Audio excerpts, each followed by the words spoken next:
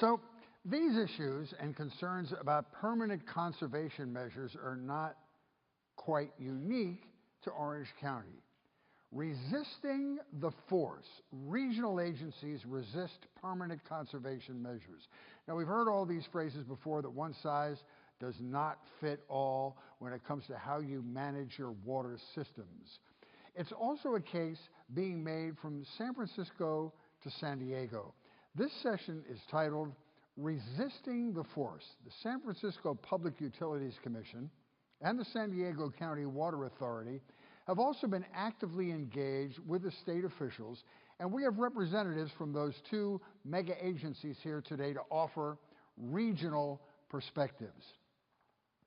Stephen Ritchie is Assistant General Manager for Water of the San Francisco Public Utilities Commission. His agency has been actively engaged with the State Board on Water Conservation, as well as long-standing matters of water rights. In other words, conservation is very important, but water rights are critical. Jeff Stephenson is the Principal Water Resources Specialist for the San Diego County Water Authority. The Water Authority spent the last 25 years diversifying its region's water supply portfolio to prepare for future droughts. So when the State Water Resources Control Board implemented mandatory conservation standards in 2015, the Water Authority began to advocate for policies that would allow the region to realize the benefits of their investments. We're going to start with Steve first. Steve Ritchie, folks. Thank you. Nice to see you, Steve. Yep. Thanks for the opportunity to come down here and speak. I'm going to talk about the San Francisco system a little bit first. I've never heard it referred to as a mega agency before, so I'm suitably humbled by that. That's pretty impressive.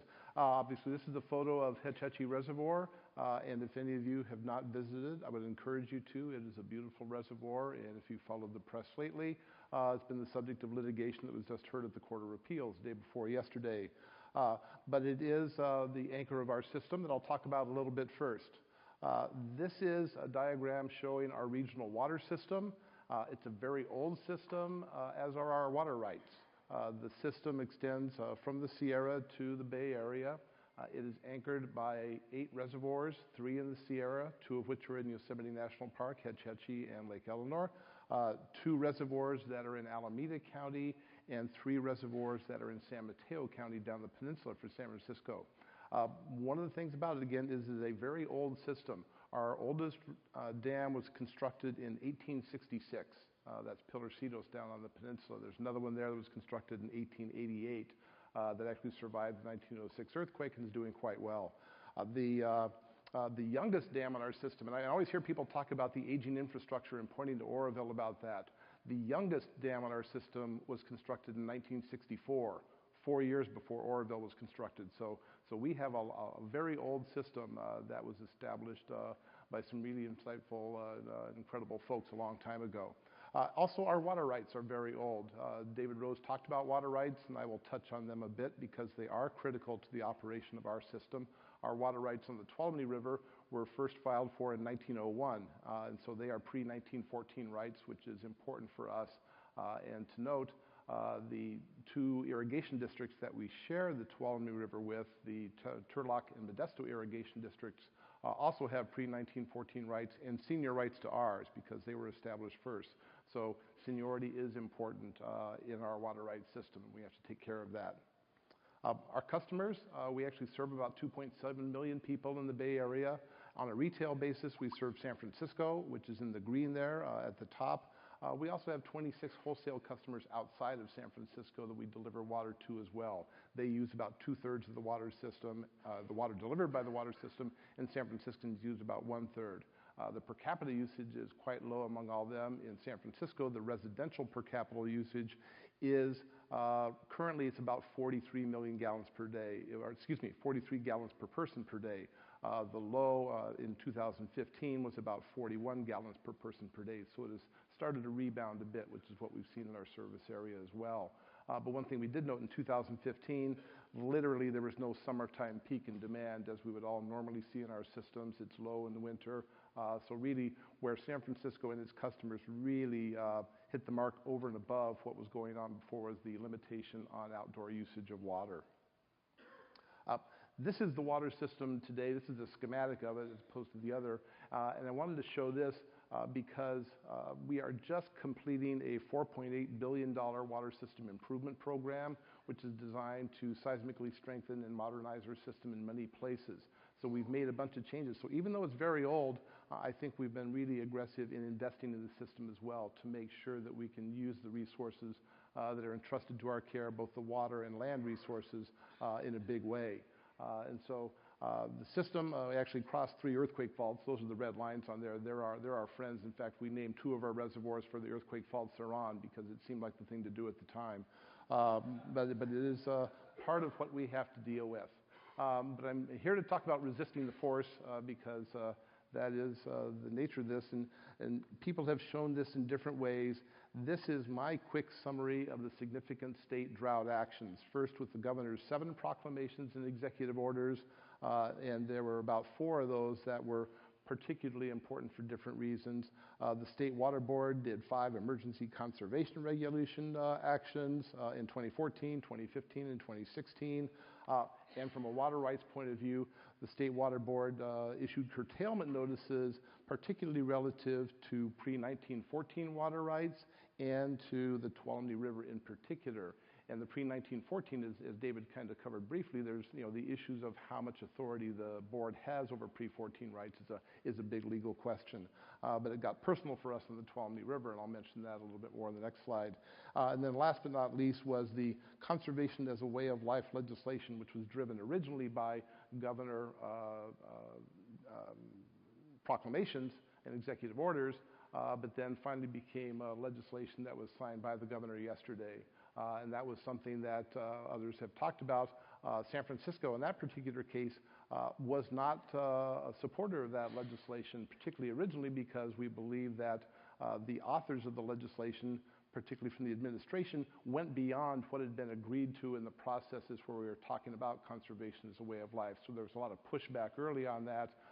And then we finally relented at the end because we had some particular needs we felt needed to be met and felt that the legislation treated everybody like one size fits all. And so we really held out for some modifications at the end that came through, and we ended up being supporters of the legislation in the long run. But our approach in dealing with the state is kind of threefold here. First, we've already been developing our local water program. We've been diversifying our water supplies through continuing conservation, which is a way of life for us, where we broke ground last December on a major recycled water project in San Francisco. We actually have started adding groundwater to the supply in San Francisco, and I've made a lot of friends on that count, people who are very proud of their Hetch Hetchy supply and wonder what on earth I'm thinking by suggesting that we put a little bit of groundwater in that system. But then we have other people say, you should be like Orange County and do something like that. So I'm torn between 2 extremes.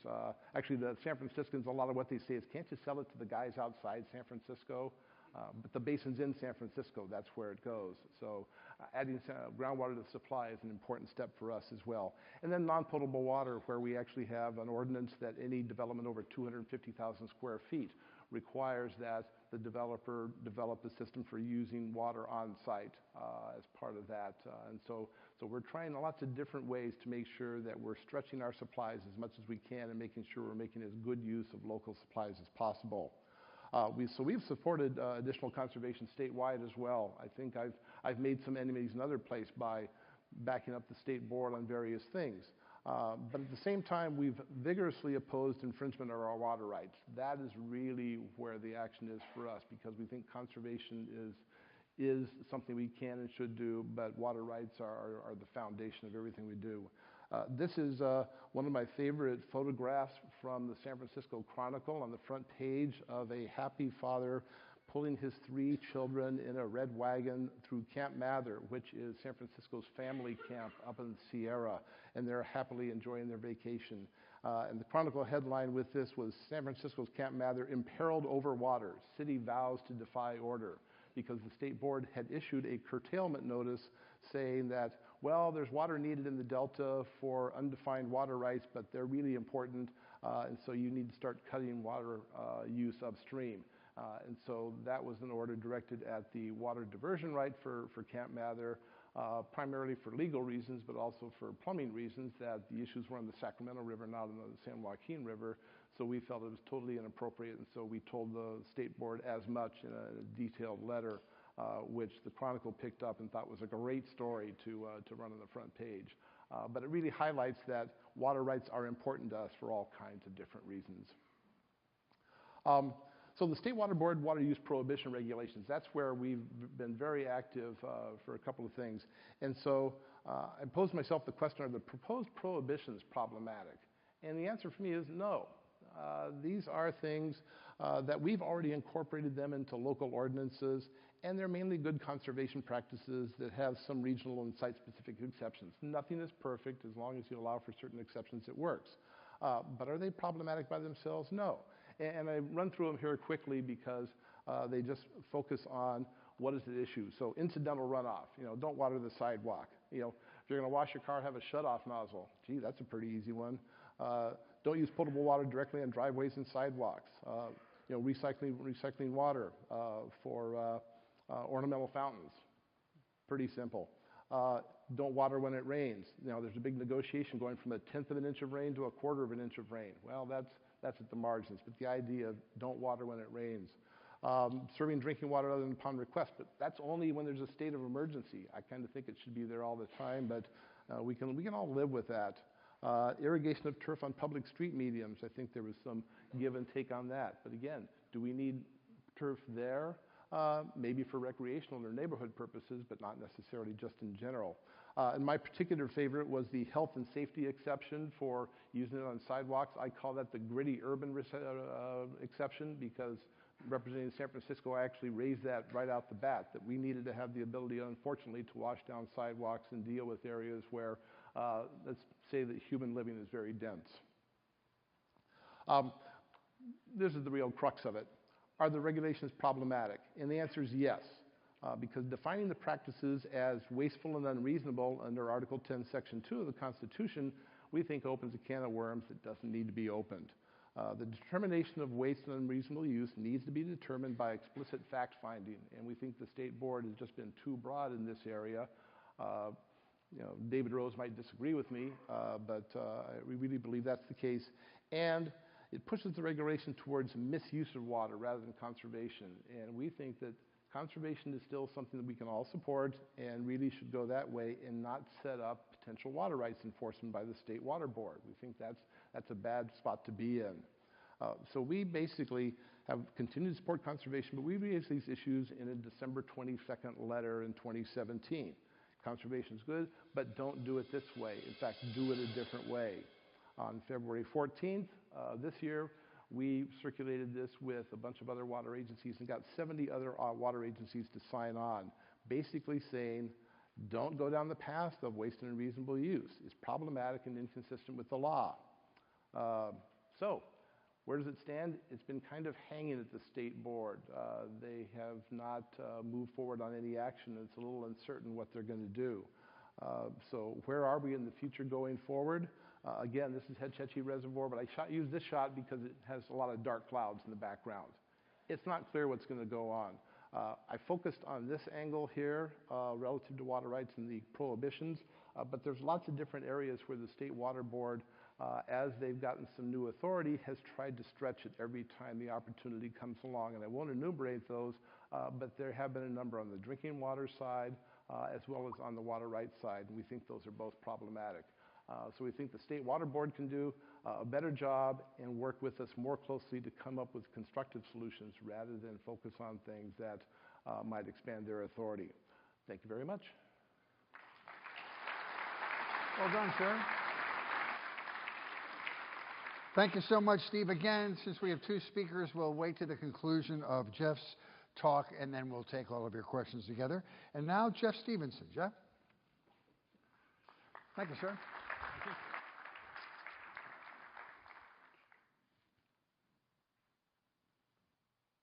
Great. Thank you for inviting me today.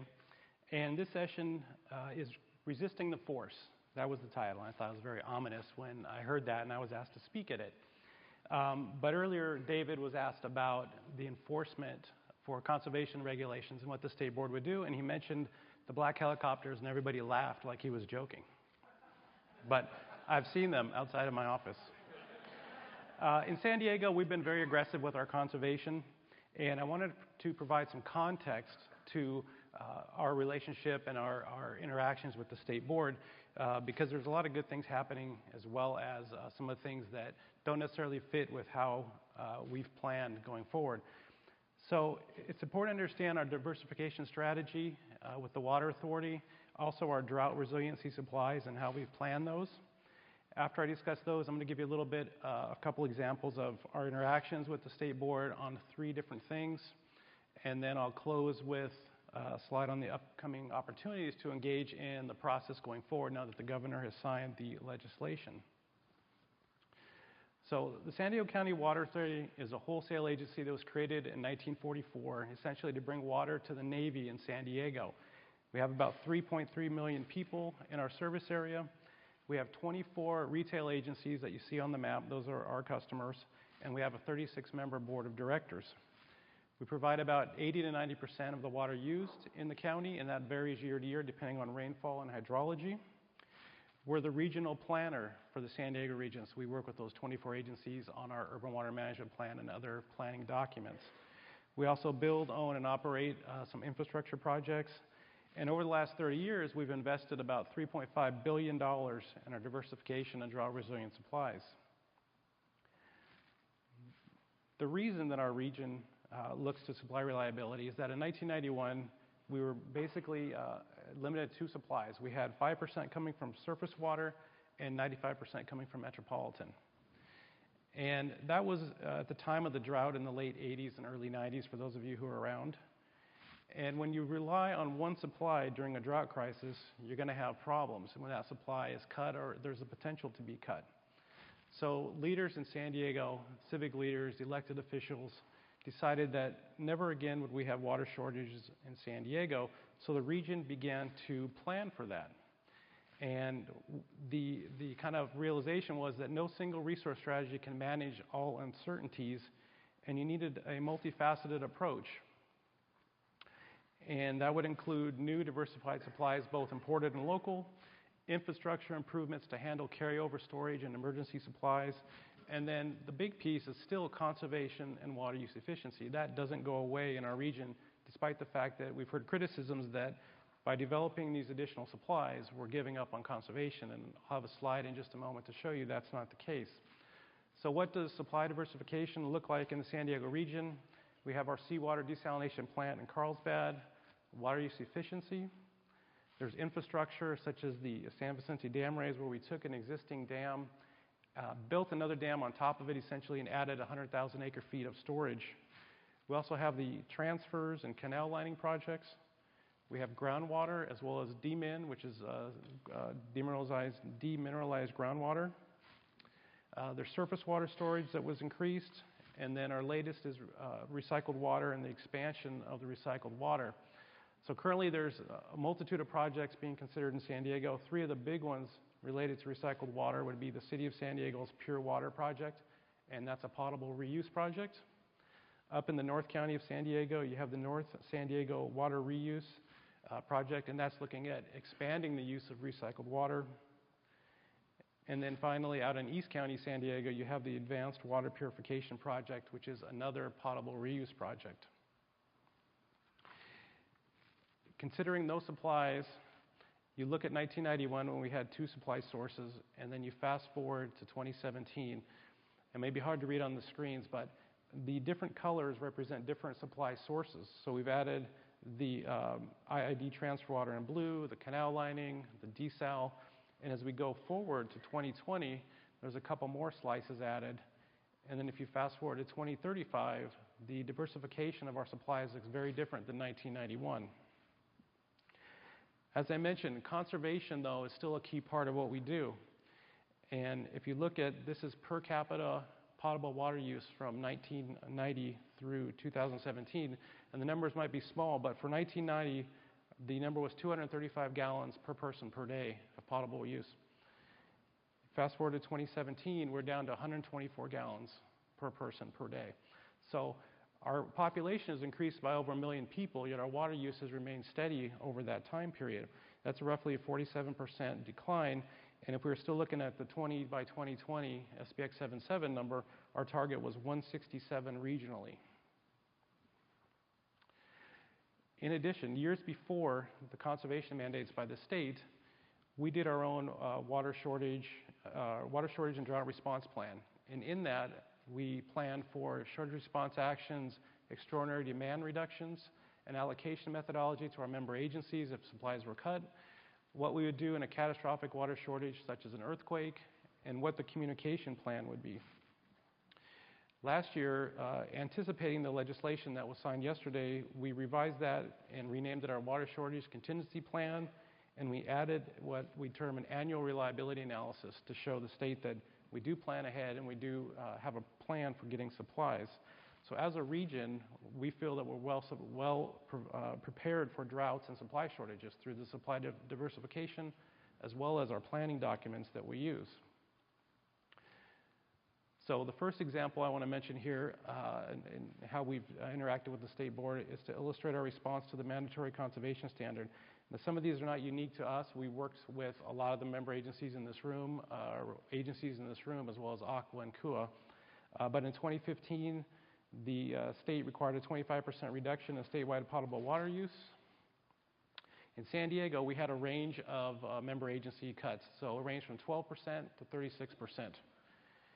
When you aggregate that up, the region as a whole was about a 20% reduction. That's what we had to get to as a whole, even though it did not apply to the Water Authority.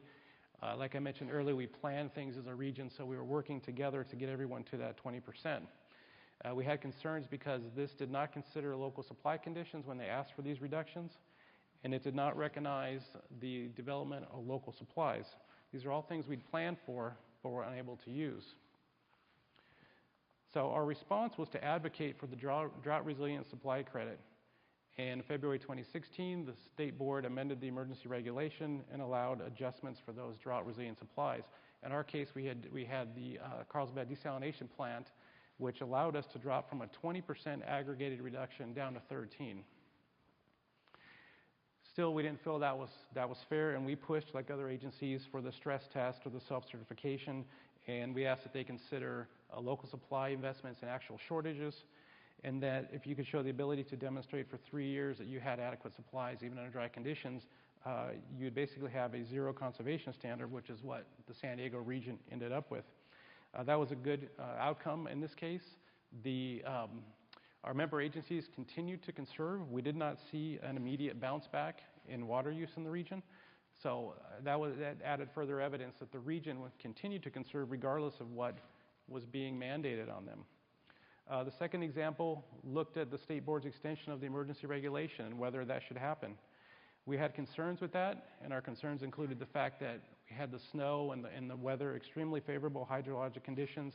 On the stress test, we showed we had 3 years of supply plus available to us, and that we felt with our customers that extending the emergency regulation would undermine our credibility with those customers. It would erode the effectiveness of our communications in cases where we're asking them to conserve, and they would say, well, you asked us to conserve before and we had enough water, so do we believe you or not?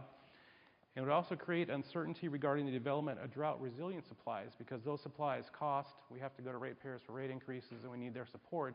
They supported that over the years, and if we now go back and we're not allowed to use those supplies, it will be difficult to get their support in the future. And finally, we were concerned about the business community and their ability to attract, retain, and expand businesses in San Diego. So the steps we took, we go up like everyone to the State Board meetings and we speak in favor or against things. We submit comment letters. We coordinate with Aqua and KUA and everyone else who wants to be involved. The most visible step that our board took was to adopt a resolution declaring an end to drought conditions in San Diego County. And I know that up here in Orange County, a similar action was taken. We wanted to communicate to our customers and get the message out through the media in San Diego that we're in a good position. Regardless of what's happening at the state, we're in a good position. And in the resolution, we noted some of the things like the stress test. We continued with our water use efficiency, and that we recommended the state focus their energy on those areas that really need assistance, and that was not San Diego. And finally, the final example that Steve just mentioned, the proposed prohibitions that were released in January 2018. Many of those prohibitions were in effect in San Diego before and are still in effect, and we have no plans to change any of those.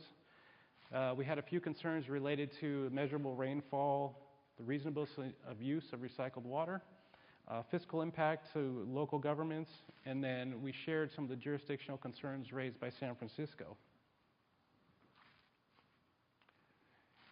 And to deal with these things, we essentially worked and did a letter writing campaign. We also worked with our legislative delegation from San Diego to keep them briefed and updated on what's happening and look for their support. And we will continue to support those prohibitions that work for the San Diego region. And finally, looking ahead, the last opportunity to engage here, as you know, the governor signed the legislation yesterday. So now begins the process of working with the state board and DWR to implement. And we plan to be very active in that, and I assume everyone in this room is from a water agency will do the same, because this is kind of where the rubber meets the road. And that concludes my presentation. Thank you. Excellent, sir. Thank you. So, Steve, at the end of your presentation, you said you disagreed with yesterday's legislation. You said it was the wrong way to carry out their goals. Correct? In general terms. But I will say that it sounds like in Jeff's presentation, he sort of gave ways that he gave specifics on how we can circumvent that law on a local level and be helpful even with the new legislation. Well, I don't think we want to circumvent the law. That doesn't sound like a good thing. But no, I don't disagree with the final version that was enacted. I think we had concerns that there were some of the earlier versions had a one-size-fits-all kind of approach that didn't appropriately deal with exception circumstances that were applicable for San Francisco. In the end version, we got some changes that did provide for what we could live with, and so we think it's probably workable now, and we will continue to work with it as San Diego will. Yeah. Jeff, we've had a lot of political discussions up here about desal, and we're up and down with that in Huntington Beach and elsewhere.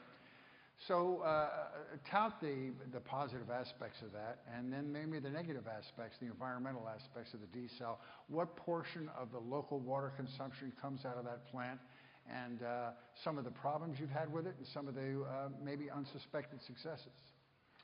Well, I think about 10% is what we expect to get from the plant, and it's been something we can hold up when we go to the state board and elsewhere to say we have this supply.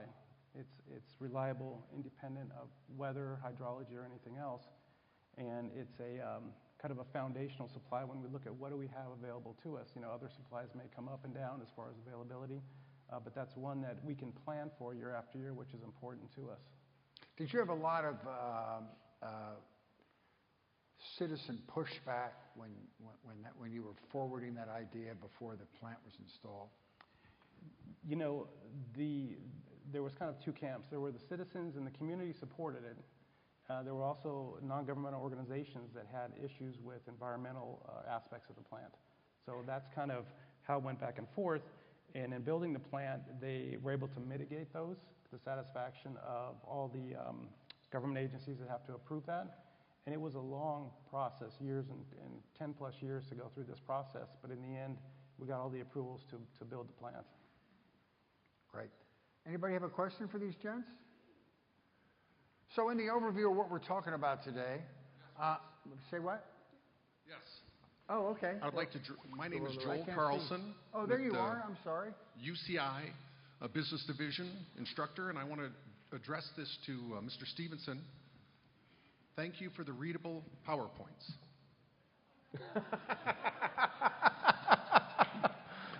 I'm a simple person with big fonts. That's it? No question?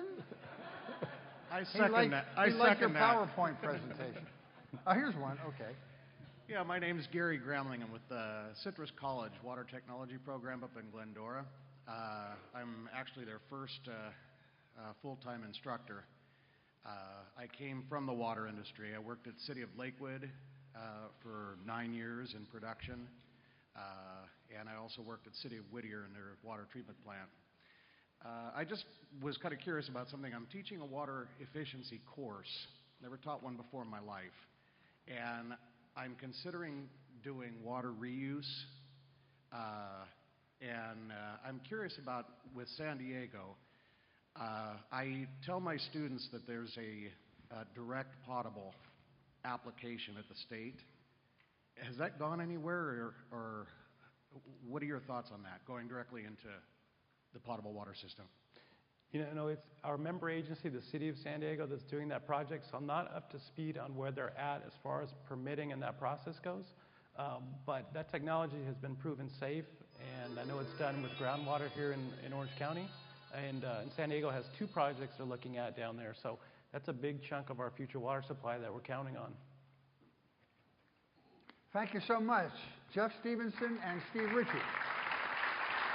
Excellent job, gents. Very informative. Thank you so much.